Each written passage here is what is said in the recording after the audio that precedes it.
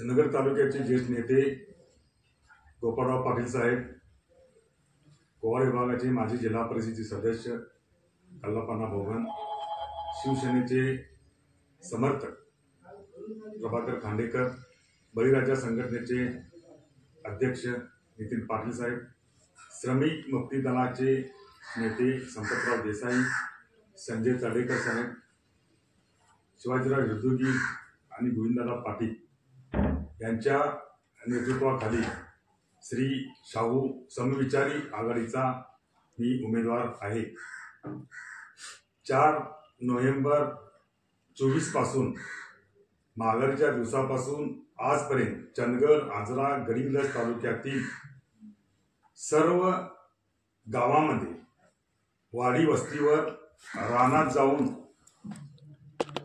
सर्व मतदारांना माझं असलेलं चिन्ह बादली हे घराघरापर्यंत पोहोचवून मी प्रचाराची सुरुवात केलेली आहे। ह्या प्रचार फेरीमध्ये, ह्या एकूण प्रचार यंत्रणेमध्ये मला चंदगड, आजरा, गडिंग्लज तालुक्यातील सर्व युवक, आया बहिणी, वृद्ध आणि सर्व मतदार यांचा मोठ्या प्रमाणामध्ये पाठिंबा आणि जाहीर असा पाठिंबा मिळत आहे।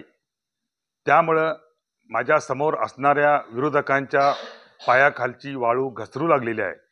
त्यामुळे गेली 2 दिवस माझ्या बाबतीत चंदगड, आजरा, गडिंग्लज तालुक्यातील सर्व जनतेचा आणि सर्व मतदारांचा हे करण्यासाठी माझ्या बाबतीत चुकीचा संदेश पोहोचवण्याचं काम करत आहेत की मी कुठल्या तरी उमेदवाराला पाठिंबा देणार आहे, ते पूर्णपणे चुकीचं आहे। मी आज ह्या सर्व श्री शाहू समविचारी आघाडीच्या नेत्यांच्या नेतृत्वाखाली 45 ते 50 हजार मतांनी निवडून आलेला उमेदवार आहे। त्यामुळं ह्या चुकीच्या बातम्या आणि पसरवणाऱ्या लोकांनी असं चुकीचा संदेश देण्याचा जर प्रयत्न केला तर त्यांच्यावर योग्य ते मार्गदर्शन घेऊन मी कारवाई करू शकतो। त्यामुळे अशा चुकीच्या अफवावर चंदगड, आजरा, गडिंग्लज तालुक्यातील जनतेनं, मतदारांनी कोणत्याही प्रकारचा विश्वास ठेवू नये, एवढंच ह्या निमित्तानं मी तुम्हाला सांगतो। जय हिंद।